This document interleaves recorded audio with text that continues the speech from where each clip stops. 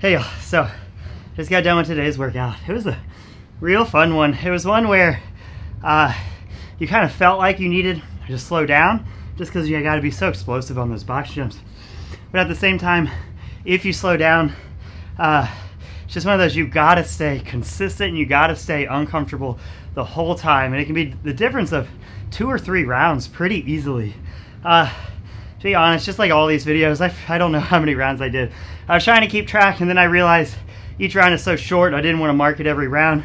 So I was trying to mark it every 3 rounds, and obviously I got into, I forget if it was 6 or 9, and lost track. So I think I was around the 12 to 15 round mark, but I'll put up the full demo video here so you can kind of find that out. But anyway, I'm still getting over a hand tear from a couple weeks ago from bar muscle ups.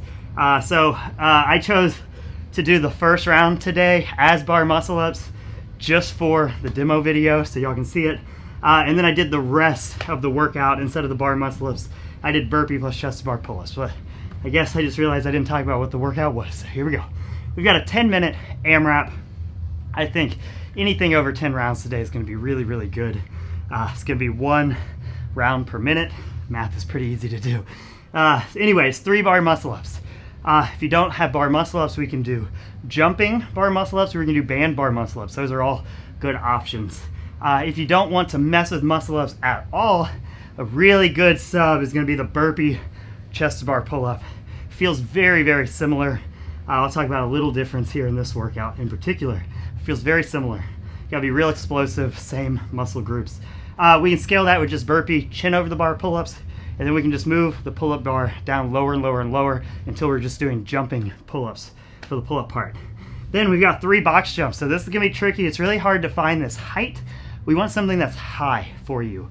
The RX is gonna be 36 and 30, but as you'll see on the video here, as I'm jumping on the box, it's definitely high for me. It's high, but I was able to go unbroken the whole time, and it was just a matter of if I wanted to or if I was pulling back for cardio sake. So this should be a box height that for sure makes you think about it, but it should also be a box height that we can just go, go, go. Remember, box jumps are probably the most dangerous thing we do in here, mainly because if you don't make it, your shin is right there, especially on the high stuff.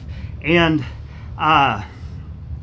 we even see people not make it and fall, and then you expose fingers, wrists, and some other things to it. So whenever I'm using a high box, I jump up, stand up all the way, and I kind of squat my way back down and put my hands on top of the box to jump down. And then as I'm landing, I'm taking a step back so I can step into the next one. So I'm trying to get momentum on all of them. So the other thing to keep in mind is we usually go high, medium, or low on the boxes. Sometimes we'll say very low, but that's pretty rare. But what we tend to see, the mistake we tend to see all the time, is people on the low height are going too high.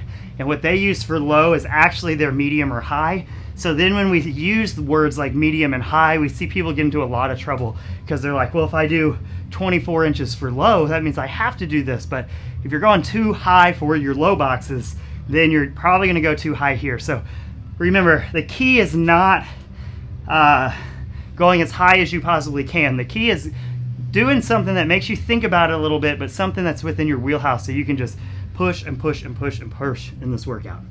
So I'll have some other variations up on the WOD blog in the description of this video.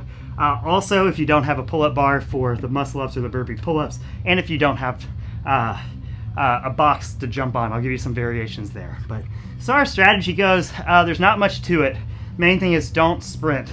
Don't come out the gate sprinting, especially if you're doing the burpee pull-ups. The muscle-ups kind of just take care of themselves.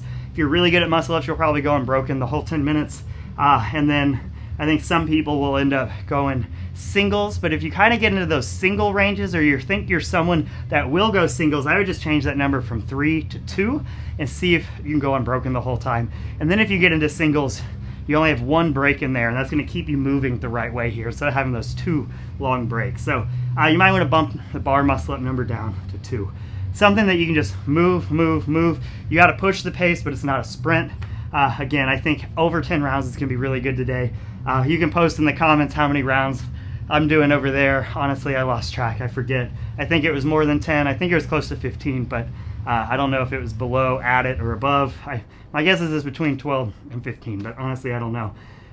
So, like I said, this is a steady one. Make sure you're scaling everything appropriately to be, you don't want to do the next rep, but you can do the next rep. And that happens about 3 minutes into this workout, and you just got to push for the next 7 minutes. We're looking for that height and the variation that you can do it the whole time, but very early on you don't want to do it, and it's just willpower getting yourself to get back on the floor, get back on the bar, or keep jumping up on that box. Have fun with this one. I liked it. Talk to y'all soon.